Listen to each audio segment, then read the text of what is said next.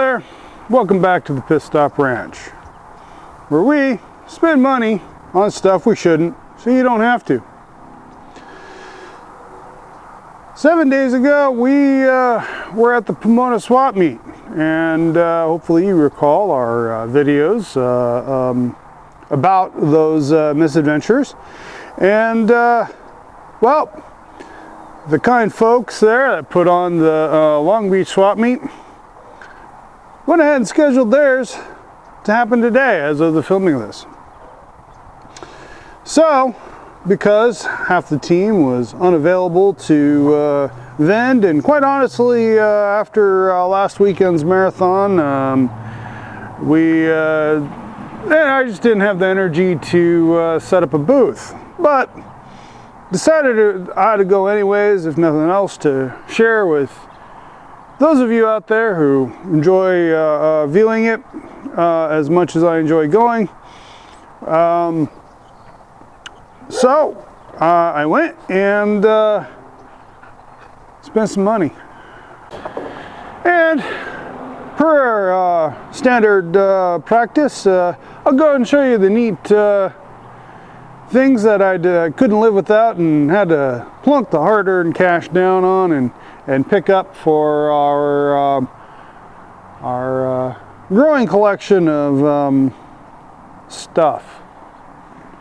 Here is a sampling from the vendor portion of the swap meet, showing everyone's wares. How you doing? I think per area, per square kilometer, there's more interesting stuff at the Long Beach swap meet as there is at the Pomona swap meet. I think the same amount of stuff is at Pomona.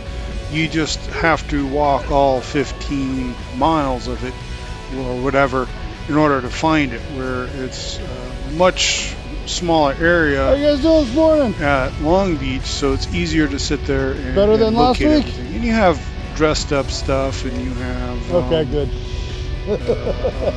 Reproduction stuff, good and luck. you have cheap Chinese stuff, but there's a lot of secondhand speed equipment that for a pretty reasonable price. There's also a lot of tools, as you can see here. This is just one of the benches. Here's a bunch of machine tooling type stuff, and I'm just generally impressed and enjoy the experience of going there. That's interesting valve covers, a Buick valve cover. I mean, what the heck. Here is just a kind of attempt at a bird's eye view of the car corral early in the morning, kind of at the height of the show, and how filled in it is. When I walked through the car corral a little bit later, it's after I've bought stuff and shuffled it back off to the C10 to stash it, so I'm not walking around carrying everything. But and by the time I got around to walking around the car corral, it's a fair number of these folks have taken off. Here is a C20, I believe, or K20, and that seems pretty steep to me. I mean, it's pretty. It has the big block in it.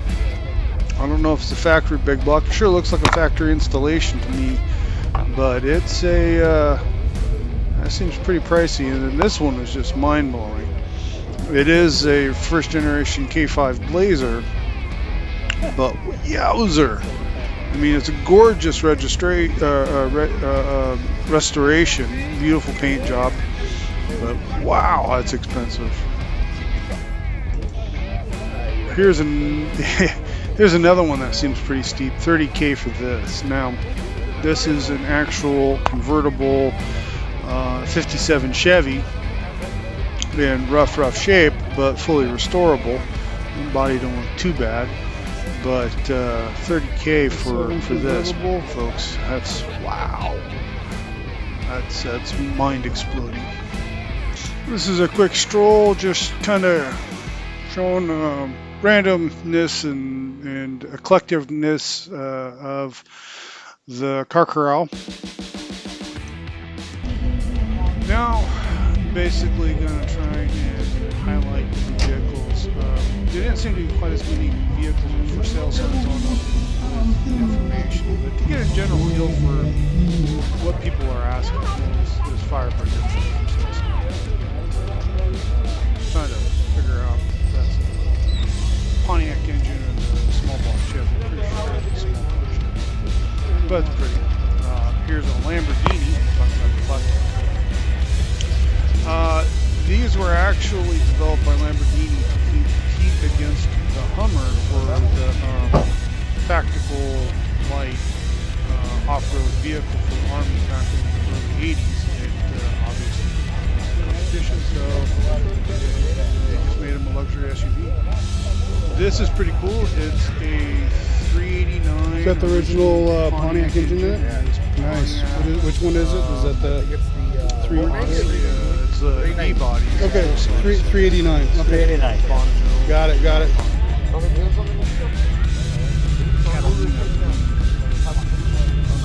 Beautiful, beautiful car. 29,500. I guess that's a reasonable price. Cool 1950, 1949 Chevy sedan. But anyways, It's really 50 Chevys. one of the challenges of shooting at Long Beach, the car corral, is not to repeat myself too much. Like I noticed quite a few of the same cars. Like I believe this Mustang was the last Long Beach show. I don't know if any of these air-cooled VWs were at Mona last week or not. I don't. None of them jump out at me as being having been there. Maybe that we got the square back, and we got the notch back. But try not to cover the same ground multiple times. The last Long Beach show.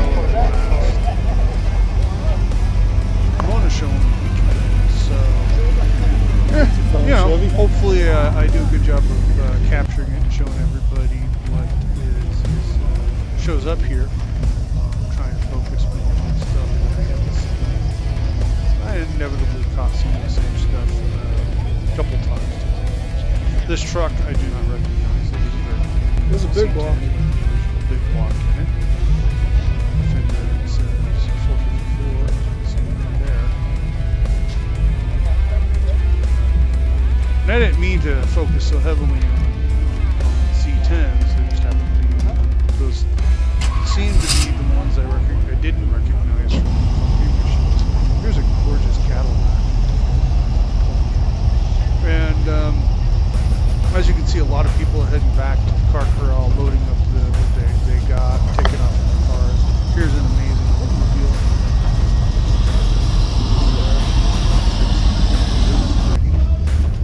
This Lincoln caught my eye. It's a real land job, a real boat of a car, with a boat of a price. Now in Southern California, 75 millimeters of smog is that much more. You don't have to get the smog, which makes it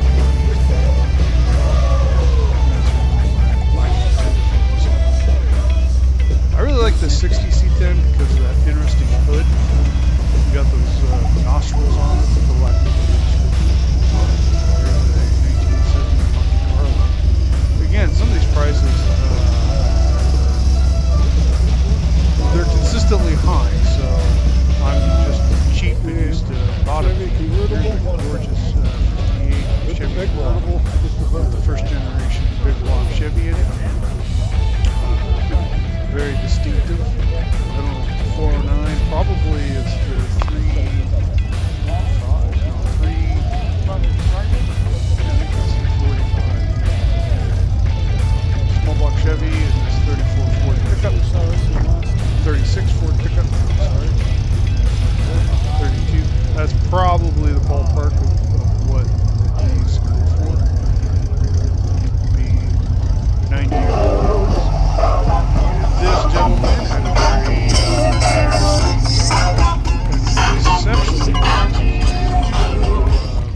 paint job, though not terribly family friendly. Interior is pretty sweet. 32 3-window coupe. I actually sat and talked to the gentleman for quite a while.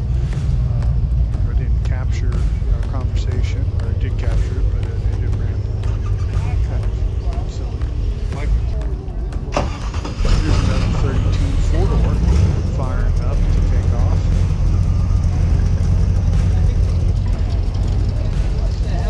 That's a 5-window A. Here's a Datsun, one of the more unique vehicles here. You don't see too many of these little roadsters.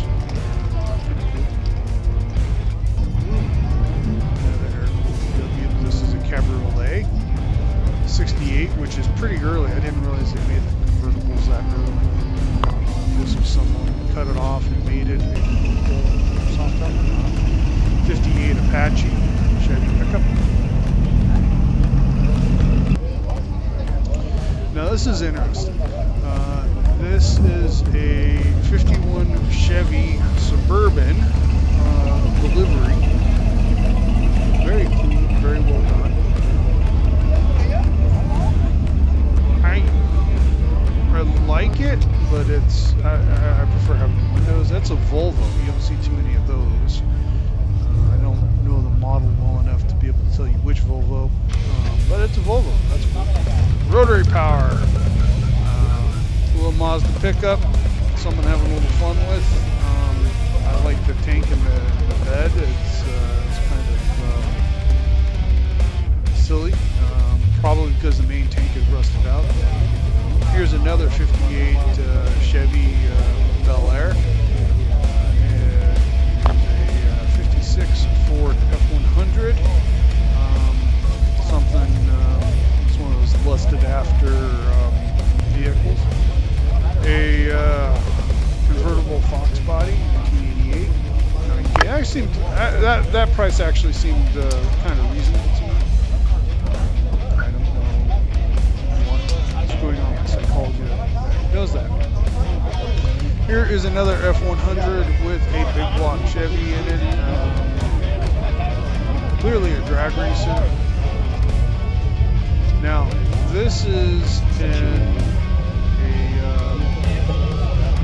C600 cab over Fords, similar to the N600 that I have. Early I have 50s, sitting on 70s. Cummins Ram chassis.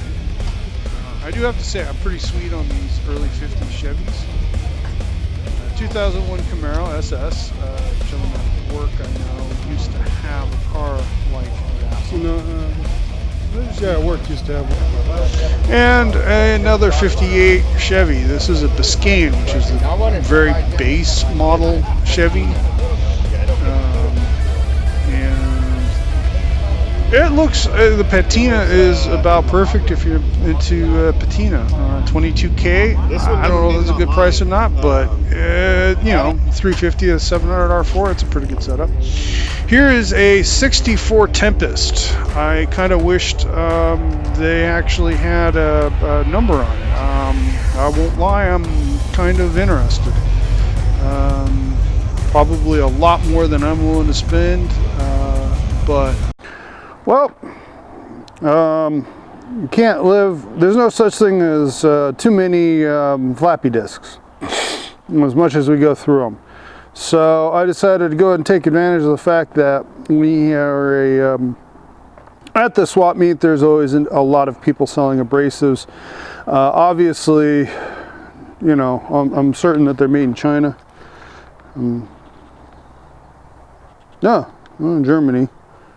Model Germany. No idea if these are any good. Probably very comparable to the ones I've been using. They're all made in China. We have 2 Muncies with plans to use both of them, and only one shifter. Says Hurst on the shifter I already have, but it could simply be a knockoff. So went ahead and picked up this Hurst shifter. It says competition Hurst with all the numbers on it. Didn't come with any of the rods or the mounting bolts for that matter. So should be able to buy those to fit this. It looks just like the other one. I think this is second, this is third, fourth, first, second, and this is reverse. So be able to get that. Shouldn't be cost any much of anything. It has been welded on. It's been welded up and bent in a weird way. This going towards this actually, I think with this bend in it is going to work well in the in one of our early Fords that I want to do the Muncie in with the Hemi. I'll be talking a bit more about that project here shortly. And continuing with my obsession with Ford 9-inches and the fact that we're hoarding them. Came across this housing, bare housing, that's already been shortened. Looks casual observation of the ends. That looks like the newer Ford large end piece, sometimes called the Torino end. So that's going to be that's nice. That's good. So it needs probably looks like it could use definitely needs some new bearings because that's a problem. That's a pit. But needs new races, new bearings, new everything. But that's something you want to do anyways whenever you're building these things. And I picked up that extra third member last week. Like the Ford 9-inch and Muncie transmissions, is there such a thing as too many T5s? This here has got the Ford bell housing on it. It's got the small block Ford bolt pattern on it.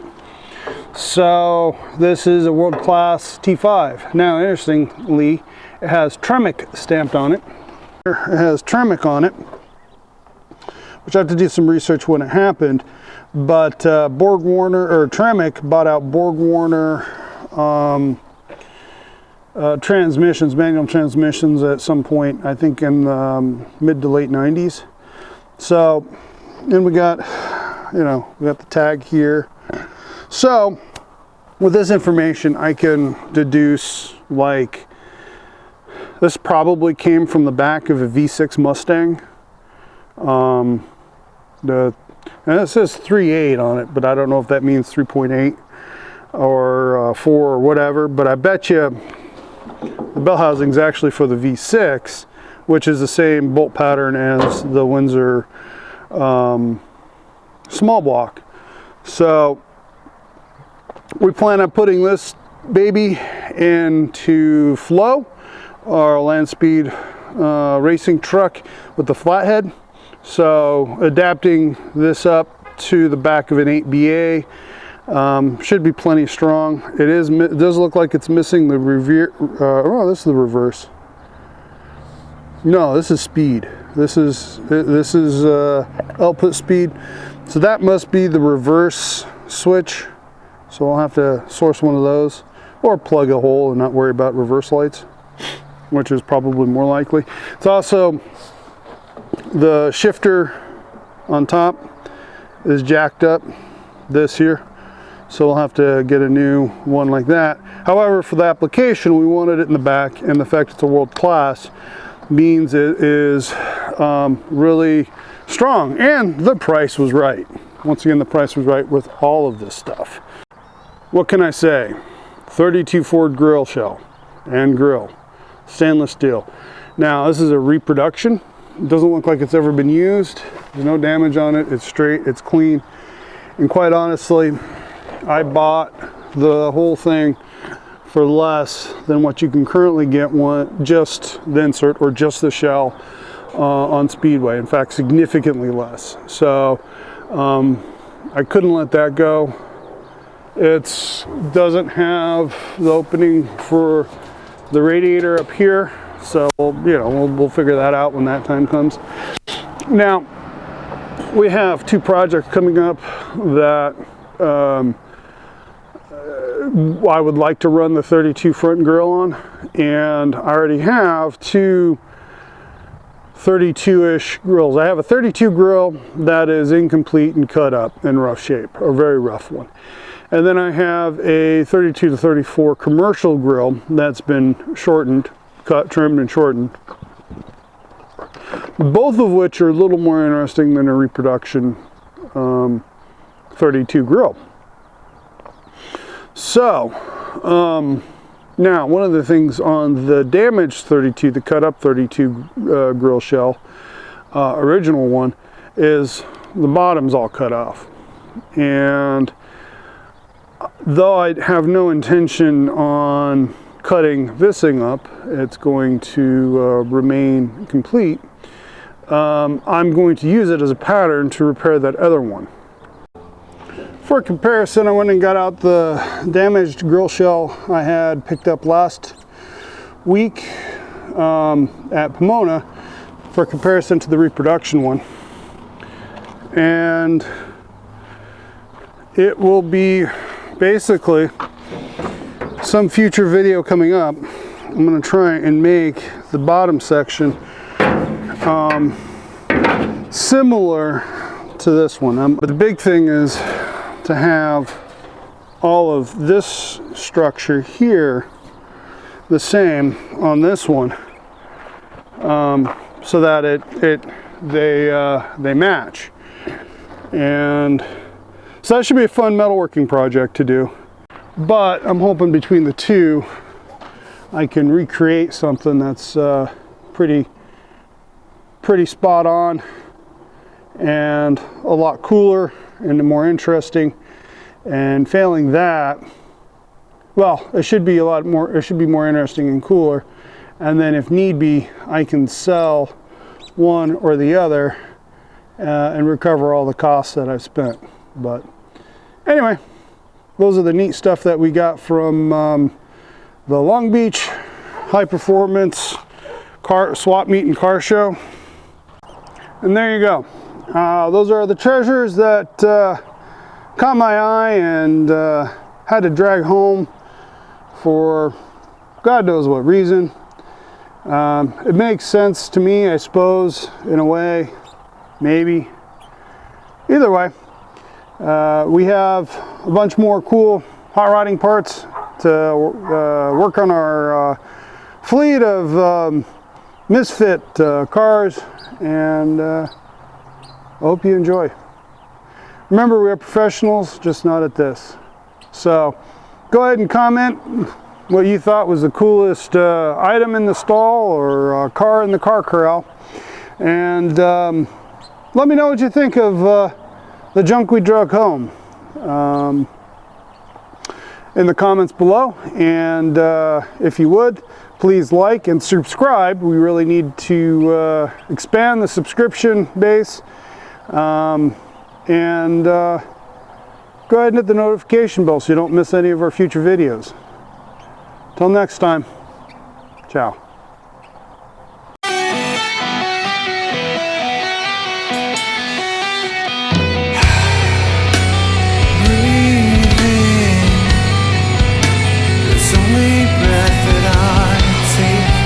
It's important so I can